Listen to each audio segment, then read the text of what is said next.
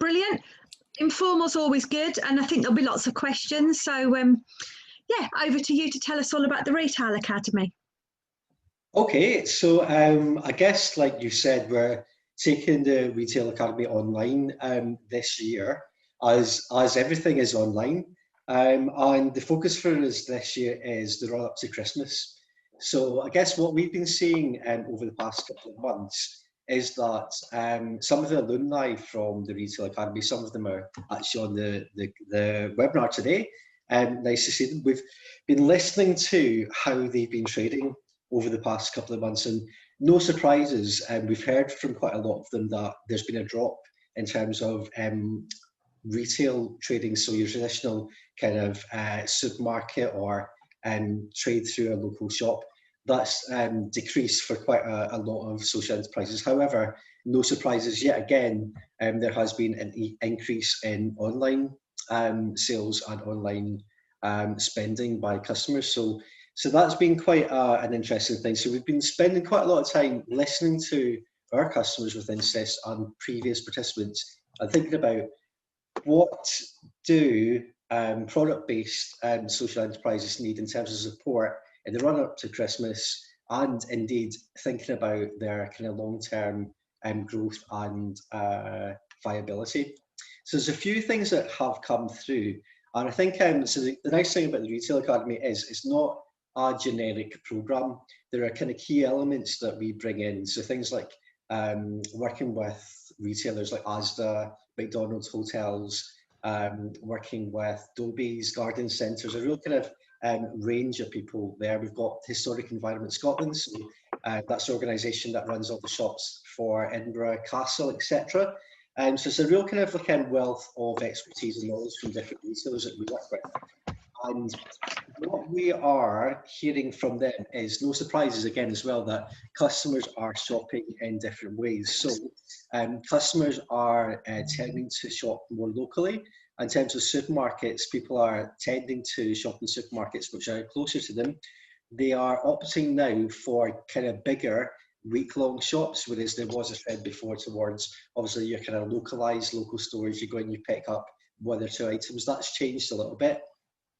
And yeah, there are other trends that we're seeing emerging within customer buying behaviour. So we bring that into the Retail Academy, and we look at kind of key elements like customer buying behaviours. So for example, there was an anecdote that we heard from one of the retailers we work with a couple of years ago, where they spotted that on a Friday evening, there'd be a rush around about 5 o'clock, where the most popular items they would sell were nappies, beer and pizza. And they thought to themselves, why is this combination happening? Why is this the order? Why is the customer wanting these? And it was quite straightforward. At a certain time of night, when whatever TV show was coming on, there'd be a certain demographic accessing this certain supermarket where the customer had a child of a certain age, buying some beers and also a pizza for that night. So it enabled them, I guess, to shape round about kind of how in-store they place certain items and draw customer attention to different areas. So that's kind of buying behaviours. In terms of trends and insights, another anecdote. So we work with someone called Margaret McSorley Walker, and she's someone that now runs her own trends company, but she's worked for us in various different retail organisations. So a key learning for us in the past has been within her work, where she was keeping an eye on trends within food. And you may remember maybe a year or two ago that Mexican food was on the increase. It was something that was very trendy, and there were lots of kind of restaurants opening up that were basically Mexican food orientated. And lo and behold, you then saw lots of ready meals coming out from supermarkets that were basically Mexican kind of themed, all that sort of thing. So again, looking at different kind of trends and different customer, I guess, preferences. So that's one of the things we look at. And then there's a kind of more kind of nuts and bolts type of logistics and admin sort of elements we look at. So in terms of supermarkets, one of the main reasons that people get delisted from supermarkets is that the admin is rubbish. And actually there's various different suppliers that can supply exactly the same sort of products to a supermarket and they get their admin done in time, they get their everything's delivered on time, invoices done in time, all of that sort of thing. So it's not simple, it's basic sort of things of how do you keep your customer, i.e. the retailer, happy, and in turn, what is their customer looking for in terms of choice, variety, and that sort of thing. So real nuts and bolts things. There is obviously going to be a focus this year on how retailers, we look towards supermarkets and different retailers like that. How are they using online selling at the moment, and how is that dovetailing with things like campaigns, marketing, and the way that they influence customers? In the run up to Christmas, we now know that for the next 6 months, we're going to be in a kind of semi period of lockdown. Now that's going to affect our behaviours in terms of how we buy things and how we think about how we want to connect with our family members on Christmas Day or in other kind of like holiday periods, how we buy things so that we'll try and recreate some sort of semblance of a shared experience. So you can bet that if I'm eating a certain type of turkey on Christmas Day, my mum, my sisters, whoever else in the family will try and recreate having the same type of food or the same type of experience. People are going to be looking more and more towards that as we have the kind of run up to Christmas. So it's these sort of things. I mean, big companies, big retailers use data in order to understand their customers' buying behaviours and also predict the trends in buying behaviours towards peak sales times. That's going to be Christmas, obviously.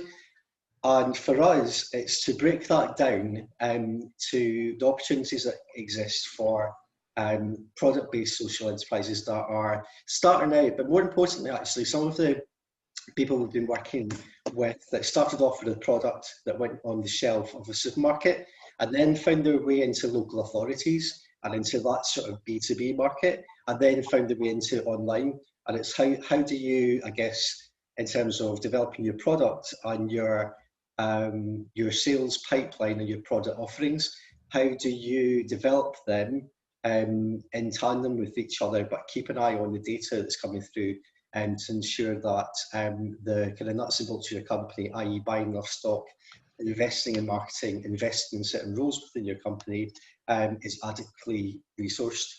So those are the things we're looking at. I mean, it's kind of, as I said, there are kind of key areas that we bring in specialists to look at, but the most important thing is that we have a cohort approach on this programme, and we will go in depth into each business and we'll understand basically how it's performing. Each of the people in the cohort will provide with feedback in terms of their business and suggestions about how well they know their customer, how well they're targeting their customer, and also what customers are they not targeting that they may be able to engage. Thank you, Kieran. That's a really useful, I think, oversight in terms of the Retail Academy. I've been jotting down a few questions, but I'm going to come to those at the end, I think, because I think there'll be a few bits that really bring together the kind of Bi-Social Initiative and the Retail Academy in terms of some of the answers. I'm going to be kind to Jessie because she's joining us on our first webinar. So I'm not going to ask you anything difficult, and actually I'm quite involved in that work too, so if there's anything I can answer and help out with, in a funny way I'll be joining in with the Q&A perhaps a bit today. So Jessie, do you want to tell us about kind of Bi-Social, and then we can really start pulling together maybe how things like the Retail Academy and Bi-Social all really work with that consumer focus when we come to the Q&A? Yes, sounds good. Let me share my screen. So I might need authorization for that, Naomi.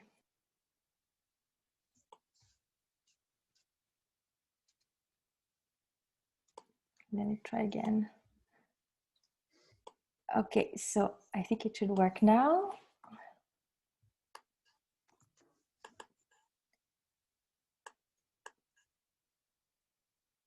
So let me know if you see this okay. Super. So it's great to give you, an introduction to Bi-Social Scotland. First, hello, if we haven't met before, as Naomi mentioned, I'm new to the Social Enterprise Scotland team, so just 2 months in, and actually this is one of the main projects that I've had a chance to work on, and it's a really exciting one, so it's great to give you, sort of a preview of what we've been hard at work on. So first of all, if you have never heard of Bi-Social, I thought I'd let you know it's an initiative that is actually global, and it's running in over 11 countries. So it was initially launched by Social Enterprise UK, but the main goal is very simple. It's to encourage consumers as well as corporate businesses to, buy more products and services from social enterprises, include them in their supply chain, make a commitment to spend a certain amount of money with them. So it's about awareness, that is to say, letting people know about social enterprises and what they offer, and also the difference that you can make if you purchase from social enterprises. So in Scotland, we haven't specifically had a bisocial campaign before, but we've certainly taken part in initiatives and little programs here and there. When we thought that the SUK team was going an initiative, we took part. And so this year, for the first time, we've had a go-ahead from government and been briefed to actually soft launch a pilot campaign. So we're really excited about this, and we already have a website that went up last Monday. So let's go forward. So the reason this is happening this year is that we really wanted to give extra support to trading social enterprises that have been really hard hit by the pandemic. And as Kieran mentioned, there are a lot of social enterprises out there who have different levels of comfort with selling online or selling in store or through social media pages or just, in their local community. So there's all kinds of level of expertise and comfort and in the way people sell. And of course, there's a huge variety in terms of the products, the services and experience that are sold to consumers. So this campaign effort is specifically for consumer rather than for corporate. And essentially it's going to work around 3 key phases. So the first phase is market research. There are a lot of interesting surveys and national polls that have come out since the pandemic started. You probably saw some of them, highlighting how the way we shop has changed a little bit, shopping more local, shopping maybe a bit more ethical, or being more aware of where the products and services that we're buying from, where they come from. But we don't have a lot of this data when it comes to social enterprises. And if there is a shift in terms of consumer behavior, then how can social enterprises take part of that market to increase their sales? So we're running market research with a national poll, as well as a national survey, and then focus groups. So that's going to be very interesting for us to find out, purchase drivers and barriers to purchase for social enterprises. And also it's going to inform our efforts in running the campaign. The second phase is that we are preparing a boot camp. So that's going to be an all online, completely free series of webinars. And so the idea here is that we've identified a number of topics which are kind of like very practical challenges that social enterprises may face in terms of consumer marketing and communication. So I'll show you a bit more about the program on a further slide. But here, the idea is that, you can join depending on what you're interested in. It could be one session, it could be all sessions. So, the invitation is open there, and we hope some of you will be interested in joining. And then the third part is the consumer campaign itself. So, as Kieran highlighted, the run up to the festive season is kind of a key time. And especially with, sort of a partial lockdown happening and people shopping more and more online, it's really important to go and put the products and services of social enterprises in front of consumers in Scotland. So this is a key challenge for us in this consumer campaign, how to drive awareness, how to be educational, tell the stories of social enterprise, what they're about, the people behind them, the products and services they sell, but also, doing a sales push, really putting those products in front of people of what are good, ethical gifts that they can consider to get for their loved ones or for themselves. So this is just a quick timeline overview. So you see where we are in the planning of this project. So this September, the national poll we've started working on that. We've had that placeholder website go live that you might have seen. So it's bysocialscotland.com. And it's a temporary website, but we just wanted to have key information in one place so that you could learn more about the campaign, start to express your interest if you want to take part, and also have a home for the bootcamp for the next 6 weeks until the final website is ready to go. And so this month, we're also starting to reach out to social enterprises who want to be featured in a way or another in the campaign. In October, we have further research going on, qualitative research. We'll be running the bootcamp over 2 weeks. We'll be collecting social enterprises stories and videos, photography, and all of the creative production of the campaign assets will be, in preparation. In November, we have a final website go live.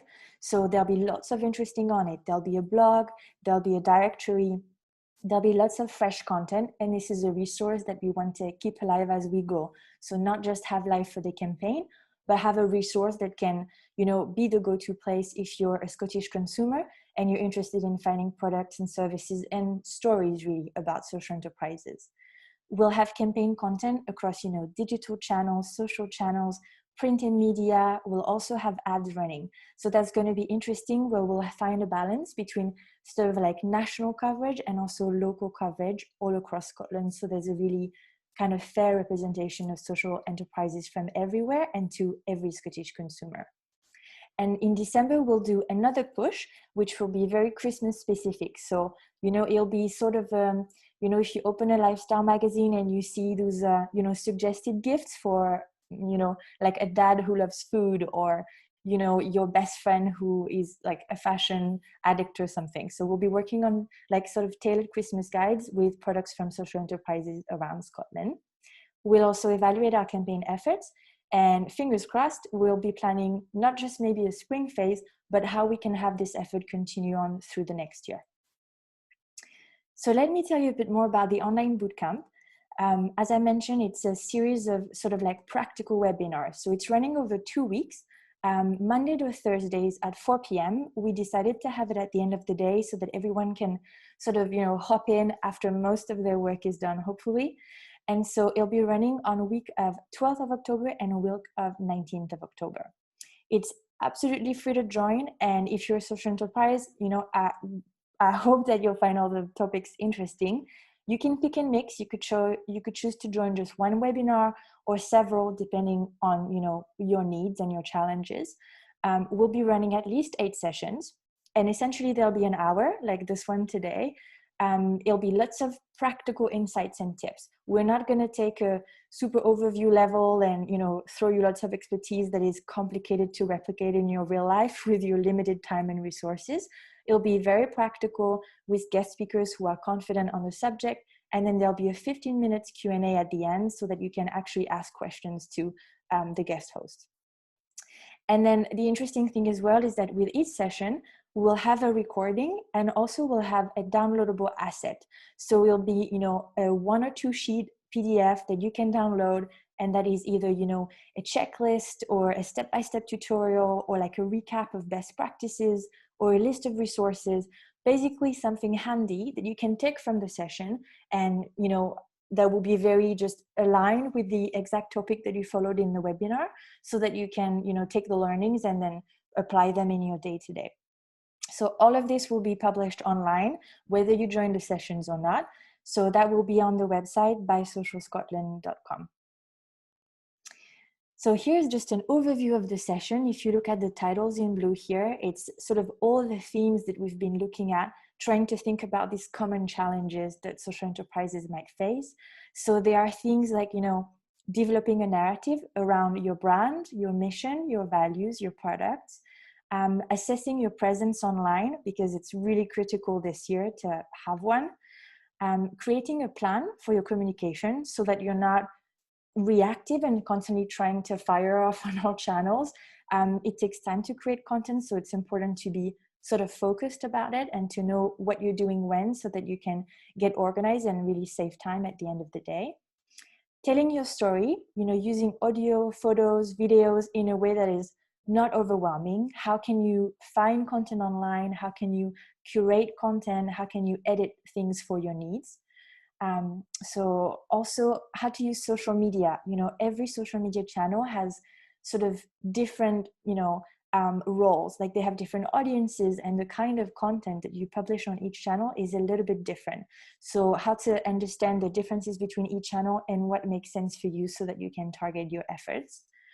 Leveraging email marketing. If you compare, so all the work you do on social media channels and your email newsletter, it's very different because your email newsletter is something that is entirely yours and it's not submitted to any algorithm on Facebook or on Instagram. So it's important to have in mind that growing your own community in your email list as a direct channel of a way to get in touch with people who care about your brand is super important. We'll also have sessions about sort of getting advocates. So pitching to press and media, pitching to influencers, finding sort of partners that you can have cross-promotion initiatives with so that they give you a shout out, you give them a shout out, or you do a collaborative thing together. We'll also be talking about running online promotions and giveaways or planning a crowdfunding campaign if you need to get funds from your community, or if you're launching something interesting and you need a little bit of help getting it off the ground. And then finally, we'll be talking about marketing strategy overall and how to align tactics with specific goals that you want to achieve. So I hope you are finding this preview of the sessions that we're thinking of interesting, and essentially something that we were really keen on for this is to not just run all the sessions ourselves. So for each session, we are looking for 2 guest speakers. So we're well on our way to finalize this program, but we're still looking for a few more guest hosts, people who are confident about a specific topic. Maybe you're a social enterprise who's doing something amazing on social media. So if that's the case, I really want to hear from you and you can take part as a speaker. But we're also having partners from, the social enterprise world or third sector who are going to take part. So should make for really good conversations. I want to give you a little bit of an overview of what the overall campaign content is going to look like. We'll have an online hub, as I mentioned. We'll have lots of content across digital, social, press and media. We'll leverage influencers and we'll have ads running. So as a final note, how can you take part? Well, first of all, everyone is welcome to take part and we'd love to hear from you. For the bootcamp, please just go to the website and click take part at the top of the page. So it's right here on the screen. And for the campaign, we are looking for social enterprises that sell products, services, and experience that fall under that sort of label of ethical gift for the festive season. So if that's you, please get in touch. You can also click take part on the By Social Scotland website.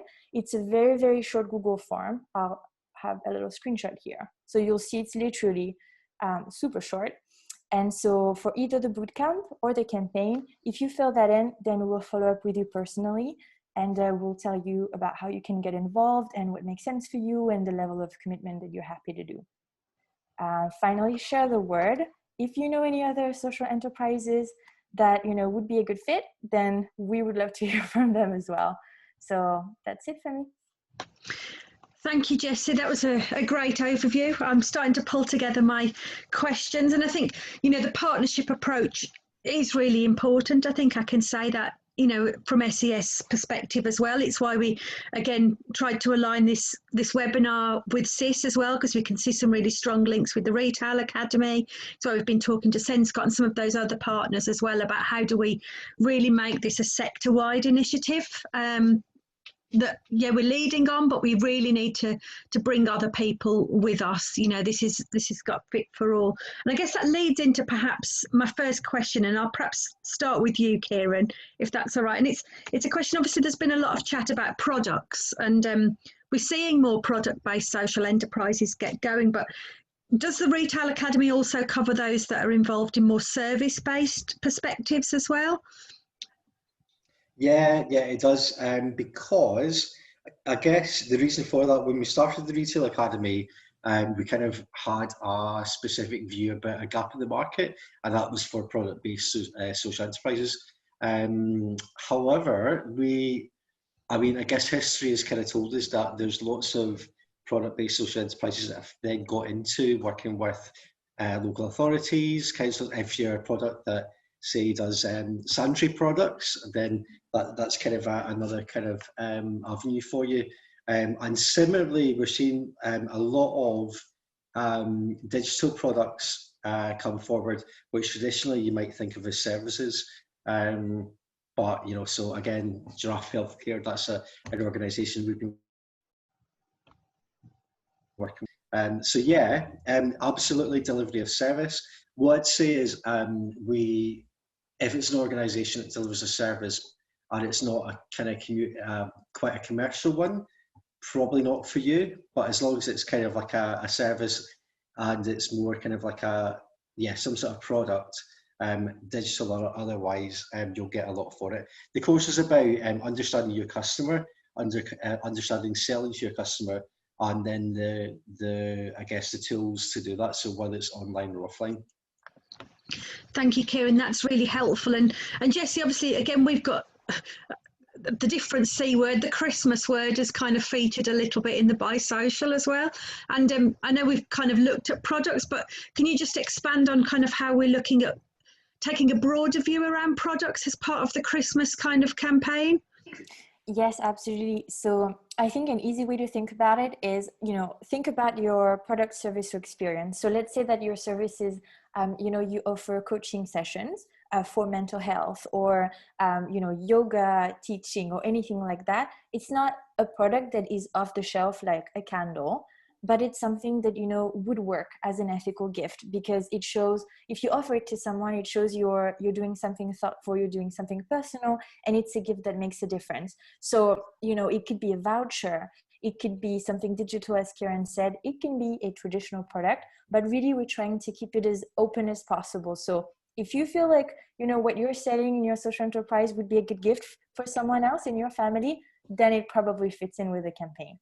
Okay, thank you, Jessie. That's helpful. I'm conscious that we've got an incredibly diverse sector within the social enterprise world, from those very small organisations up to those that are larger. And again, perhaps leads into my next question, and it's just making sure, obviously we've had a lot of talk. I think when the Retail Academy started out, it had that supermarket focus, and we know within our sector not all of them will perhaps be able to deliver to that scale.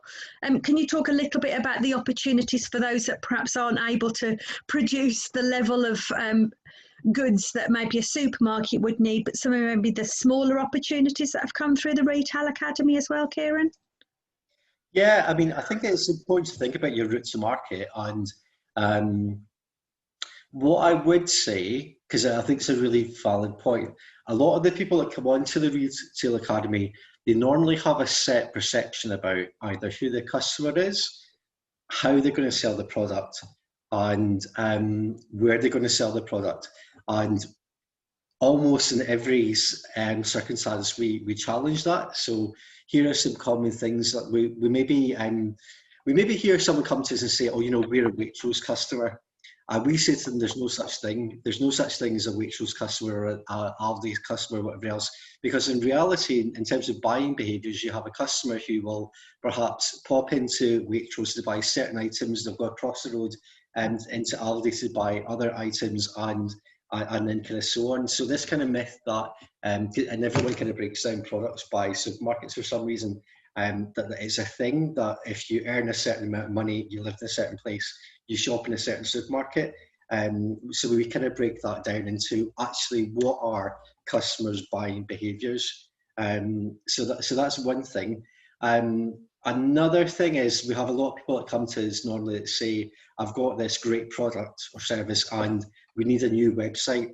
And we say, you probably don't need a new website. You need to understand your customer better, or understand who your customer is. And therefore, when you know who your customer is, you can build basically your kind of websites, tech, all around about that. But usually the case is that it's someone who has a product and they're trying to obviously try and imagine who the customer is, and they need to do some work on that. So your question round about smaller organisations and their route to market, usually someone comes up with an idea and say it's a great pair of empowerment pants, or it's a sanitary product, or whatever else. We see great organisations like Shetland Soap Company who came onto the Retail Academy, and actually they find that the route to market it's less, your Waitrose or whatever else boutique. It's more about actually what the product is and what the price point is and where your best route to market is. So if you're, let's say if you're a smaller organisation and you've got a certain product, you probably want to come into a program like the Retail Academy to basically break down and dissect what your product is, and then go through what the various different routes to market might be for you. Yeah, it's interesting. I can see one of the questions that came in was kind of an organisation that says actually what they sell is space and venue hire. But I mean, and was there any advice for service organisations like that? But I guess understanding who's going to want to hire your room and how you target them is the same, whether it's a service like that or a product. I didn't know if you've got a perspective on that, Kieran, and then I'll perhaps bring Jessie in. On that specific instance, if you've got a venue which hires out to different people, yes, I would say that you probably do want to understand who your customer are and customer needs. However, how do you then make that into a product? Because what I would say is, like, so you've got a venue, you hire out venue space, that's one thing. That's different in my eyes to maybe an organisation like the Melting Pot, who has a product that's co-working, it's hot desking or hot offices, as we've heard this week within the social enterprise world. So that's then taking basically something you've got as a resource, i.e. a building, and turning that into a product rather than, just how do you fit your resource into a market? Yeah. Thank you, Jessie. Any thoughts and comments? I don't want to put you on the spot too much on your first ever live webinar, but... No, it's okay. So just remind me, this question is about venues or... Yeah, just advice for organisations that perhaps haven't got a product, but they're wanting to kind of sell space in an organisation. I guess I started out by saying, it's still understanding who might want to hire it and understanding how you target them, but I didn't know if you got anything to add. Well, I think the honest answer for this is that we're doing like this pilot campaign this season, with sort of like limited time, putting this together in like 6 to 8 weeks, specifically in the lead up to the festive season. But, one of the key things that we want to do is see and evaluate how this works this time. And then, think hard for next year, how we can sort of make this initiative around Buy Social Scotland grow and how it can be applicable to really all social enterprises in Scotland. So I will say, let's keep in touch. And, I'm sure we will come up with good tactics, seeing how this works this first time around. Yeah, no, definitely. We know a lot of our sector is service orientated, and I know it's come up in some of our earlier conversations, and I think we definitely took the view that we were looking at products and that kind of gifting idea, just given obviously Christmas happens but once a year, and wanting to just use that as the focus in the short term, but moving forward, we know we need to do more around the kind of service-based work as well. And I think, this is very much the first time that within our sector, I think we've all obviously tried to promote the sector for a long time, but this is really the first time we've done a very consumer-led campaign. So it's not pages on our existing websites, it's standalone sites. We're not trying to complicate people talking about legal structures of social enterprise or support programs for social enterprise or policies and strategies. We're very much literally trying to sell social enterprise and the concept to the consumer so they support and buy products and services. So it's going to be, I think, really interesting to see how that comes across. Well, while you guys were both presenting, go on, Kieran, come on. Just a point on that, I guess, I'd say that with the Retail Academy, it is very much about kind of products, and the services element has kind of been recognised that many of our organisations who are product based it's then lent itself. So just so people kind of are able to get the best experience from the Retail Academy, that's the kind of expectations and the focus. There is an element, it's about sales and how do you sell stuff, but actually it's about so your example there of a venue there, I think that's a really good example to try and say what it is for and what it's not, because we would kind of really think about, okay, so that's your resource, what is the product and who's the customer? Yeah. I think sometimes it's hard, isn't it? I know my experience when I was at First Put was that people are very nervous about marketing. It almost feels too commercial and maybe too ruthless somehow to have a real focus on getting money. And I think the reality of trading. Go on, sorry, Jessie. I was saying, or icky, I think so. It's hard to sell yourself. It's hard to go out into the world online and make content that says we're great and like you should buy from us. It feels icky. And if it's not that background that you have in marketing and communications, it is not easy to do that. Yeah, I think, and I think our sector's very much, when you've got that focus, I think first on social, especially when it comes to things like marketing spend. I think I see a lot of organisations really struggle with spending on marketing because they feel they should always be spending on beneficiaries. But sometimes that spend to market yourself will in the long run give you more income coming in to support beneficiaries. But it's a really tough balance, I think, out there for lots of social enterprises. And I guess even more so perhaps at the moment as organisations have seen that drop off in income. And I guess that's hopefully where this can add to their marketing resource, by we can help them do some of that without it costing them anything, is the hope as well, just to add on to their own marketing efforts. I'm just reading through the questions coming in. There was a very practical one about the time of the boot camps, Jessie. So that will be week of the 12th of October and week of the 19th of October, Monday to Thursday at 4 p.m. But we'll be publishing the full schedule online, ASAP. So we'll be updating that on the website, and we'll follow up with everyone who's clicked to take part and everyone who attended the webinar as well. So you'll hear about it very soon. Great, no, thank you. And we're very much trying to make sure that those sessions are aligned and not duplicating with what you get with the Retail Academy and what you get with Just Enterprise. So how do we make sure that there can kind of be maybe an intro in, a link in, or something that isn't covered in either of those programs? Because I think, we hear so much of groups on the ground at the moment really talking about working together. And I think the same is becoming truer actually as we go through COVID. I think we're all much more closely working together, which is brilliant, I think, to see. So I'm just reading another question. God, I feel like I have to get closer to the screen. It's old age. I keep saying to Jessie when she talks about some of the online stuff that I don't quite get, I'm like, you have to imagine you're working with your gran. So Gran's just reading the questions. Okay. Will the Retail Academy only focus on supporting organisations who already have products, or are we helping people right from the start? I guess it's about where you get the right support from across the sector, isn't it? If I can say, Buy Social is almost about promoting that already exists. The Retail Academy perhaps comes in at an earlier stage than that. What's the question, sorry?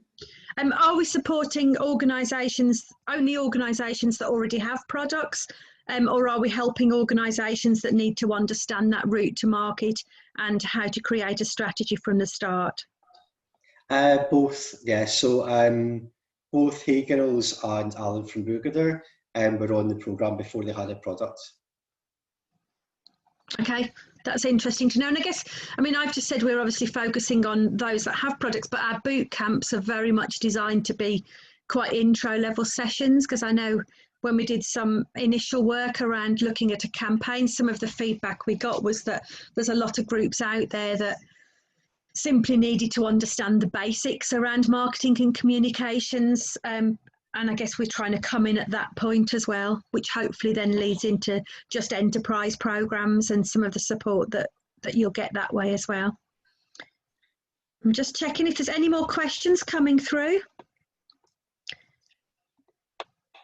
Perhaps someone's just said, actually, it's great to hear about organisations that have gone through the programme. Have you got any? I'm just thinking, obviously, they're two, I think, well known, and they've certainly, Hey Girls comes out with, I think, some of the most amazing marketing strategies I've kind of seen. I was watching their latest video on LinkedIn the other day about, I think it's called the Disposables. You should really go and look at it if you're interested in marketing. Are there any? There's some examples I know that have come through. So Shetland Soap will be well known, I think, to people as well, Kieran, and some of those other organisations. Are there any others you could just touch on as examples that have been through the Retail Academy? Yeah, well, we have a wonderful alumni called Good Wash Company. So we've got Mandy on the call today, or the Zoom, still getting used to this new technology. So I think that's a great example. Again, they're based in Wales. So The organisation is based in Scotland, but we actually, the first one we ran was in Leeds. So the programme comes from a partnership initially with ASDA. Initially it was called the ASDA Development Academy or Retail Academy. It was very much that basically ASDA were seeing a real interest from consumers beyond fair trade and an interest from consumers in buying things ethically. And we've seen that as a trend, obviously, which is growing, and people are becoming much more kind of socially conscious and conscious about environmental impacts as well as social impacts. So we have been open to working with the enterprise agencies in Wales, Northern Ireland and in England. Goodwas Company, I think it's been a really inspirational story of, so we worked with them and provided some webinars with them through COVID. I think it was great to see their response and how they have dealt with the opportunities that have arisen through COVID and their ability to be agile and respond to an increase in demand through online retailing. One of the key things they spoke about through COVID was the difficulty in terms of supply chain and their ability to access certain materials to create the soaps that they produced. But their savvy, I guess, and their business acumen led them to stockpile on certain products before before COVID really hit and supply chains around about the country stopped for a certain period of time. But it's really interesting to hear that they focused on working with the NHS, so providing NHS workers with luxury hand soap, because obviously people are washing their hands day in, day out, multiple times a day. So they thought, why don't we create the social impact at this point in time of donating large volumes of hand soap and also moisturiser to frontline NHS workers. And I thought that's a very nice way to dovetail your social impact directly with a product which is a luxury kind of hand soap that would retail in some luxury retailers, ones that I don't go into all that often, but yeah, they certainly can command quite a high price tag. So we've got them in Wales. We have, like I said, Shetland Soap Company, and Ingrid, she came through the academy thinking initially the supermarkets are going to be the route for us, but then decided actually that's not their market. The market are more kind of localised retailers, and that's how she developed her supply chain. The key principles on how do you manage your logistics throughout Scotland, how do you target your customers, how do you understand your customers, how do you the actual practicalities of logistically shipping products around about the UK, all the same considerations you have to take into account if you're working with a supermarket or local retailers. Yeah, it was interesting. I think back to one of the comments you made at the beginning, that actually sometimes even just the product can be great, but it's the administration that actually will end contracts. And I've been doing some work recently with local authorities on a different project, and actually that's come up again in terms of it was a lack of kind of administration and reporting and that kind of stuff that actually gave them a sense that actually they couldn't go down the contracting route with some of our organisations. So I think regardless of whether you're looking to sell products and look at supply chains, or you're looking at contracting and procurement, those basics around organisational administration are really, really critical. And again, there's so much support out there in our ecosystem for operational support, going online, all of that you can really get lots of advice on that and take it. I guess don't win a great contract and then lose it because your admin's not there. Well, that is the thing. I mean, what we try and do with the Retail Academy, the most I guess impactful sessions are, we always have the alumni within the programme. So we have Alan from Bugooder, Celia from Hey Girls, because the learning is normally within the room, and they can tell you about, I guess, their perceptions of starting their business at the start of their journey, and then the pinch points, I guess, from growing their business. And certainly as someone that's worked with these organisations in this job and in a previous role, looking at their cash flows and looking at the kind of peculiarities that you have to consider if you're working with local authorities around about Scotland. Now, it might not be a surprise that they don't tend to pay within 30 days or 60 days. So therefore, if your line shares of your income is dependent on suppliers that don't pay on time, you have to think about things like invoice discounting. You have to think about your cash flow. Do you have to think about social finance? Do you have to think about, overdraft options? So it's all these sort of things that aren't the kind of sexy aspects of developing product-based social enterprises, but the parts that are kind of make or break in terms of if you are sustainable, if you are overcommitted, and if you are able to, I guess, month to month pay your bills. Yeah, no, well, you'll know I've been doing some sessions with Sis, even just looking at, social finance around working capital and understanding all of that. So, yeah, very used to kind of doing stuff on those unsexy topics as well, but it's critical. And I think the current situation's really highlighted how critical cash flow is to organisations, regardless of how big your trading is. I've got a couple of questions that have come through that I haven't answered yet. And one person, I guess, who's familiar with the programme knows there's always been that pitching element that's been part of it. And I think in the past, am I right that people have pitched to some of the bigger retailers? Yeah, that's always been a kind of key part of the programme. So it was a really simple concept.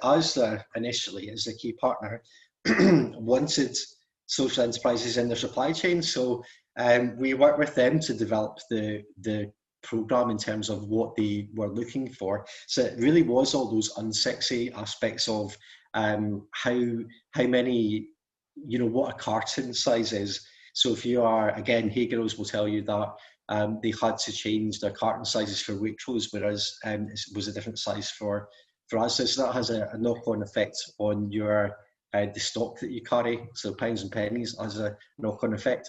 So in terms of pitching to supermarkets, it will be an element for the October virtual academy. However, it's kind of done more in an informal way. So there's always so it's more a kind of, there's networking and opportunities for suppliers to have conversations with you.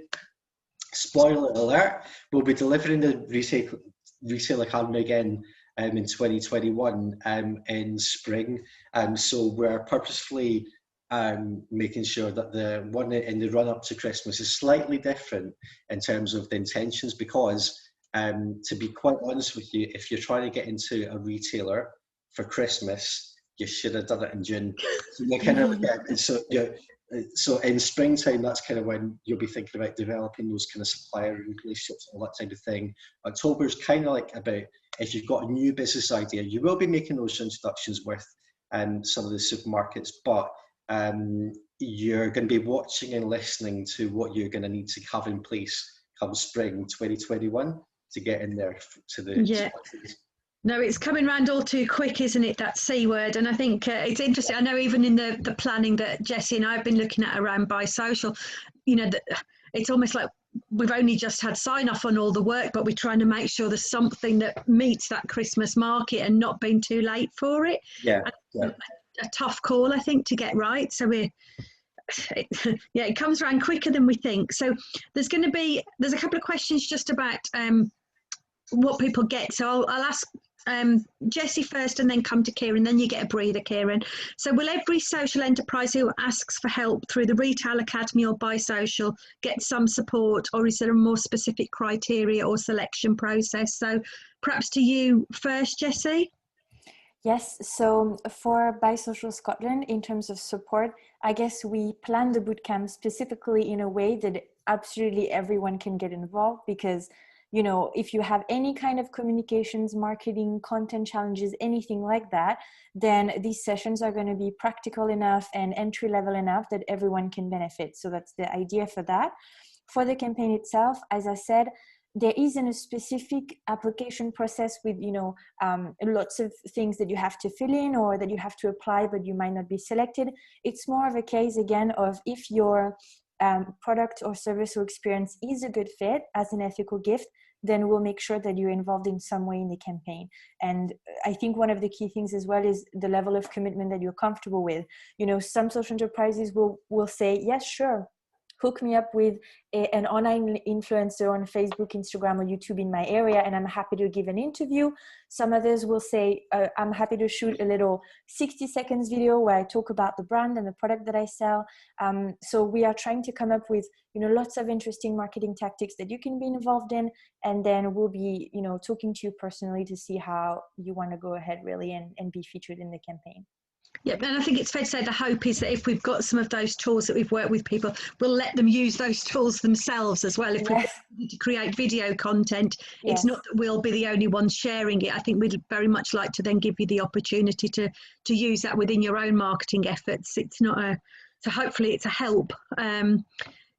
Kieran, there's just a specific, well, I'll ask you about, does everyone who comes through for the Retail Academy get support? And then there was a follow-on question just in terms of if people come on the online one now, does that kind of exempt them from the spring one? And how do those two fit together? Oh, well, people are giving me credit for thinking that far ahead. No, it doesn't exempt you from it. Where certainly the spring version, it'll basically be designed round about the space we find ourselves in there and then as well. So no, it won't necessarily, but let's not think about spring 2021. Please just let me get through Christmas this year, and that'd be great. Does everyone that apply necessarily get on, and does everyone get what the answer to that is no. There will be a kind of screening criteria. We're looking in terms of the organisations that are coming forward. As you said, Naomi, within the ecosystem, there'll be opportunities for people that are kind of starting out and perhaps are looking for, they've got a product that's more kind of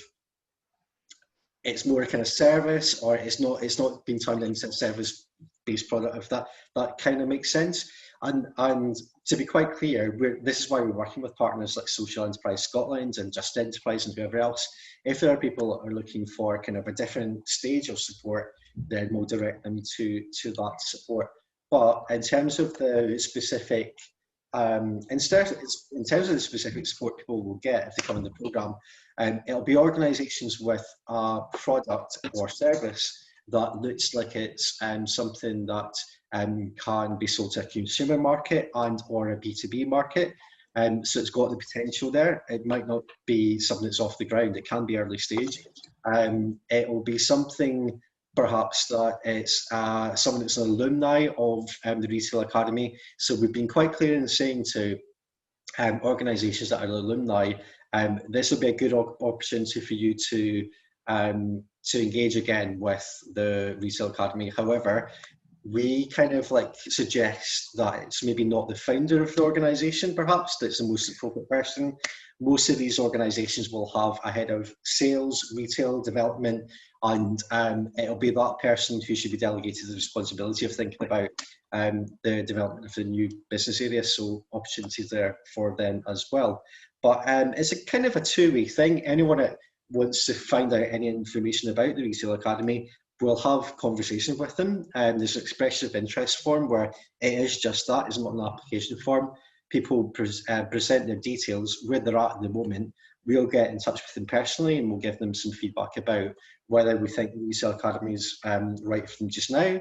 Perhaps it's right for them in spring, and or it might be a different partner that we're working with. But the beauty, I think, of the programme is that it's 60% generic and kind of like, here are the experts and the retailers speaking about what they do, and then a good 40% is actually working with the businesses, doing a deep dive into them and saying, what specific support do you need?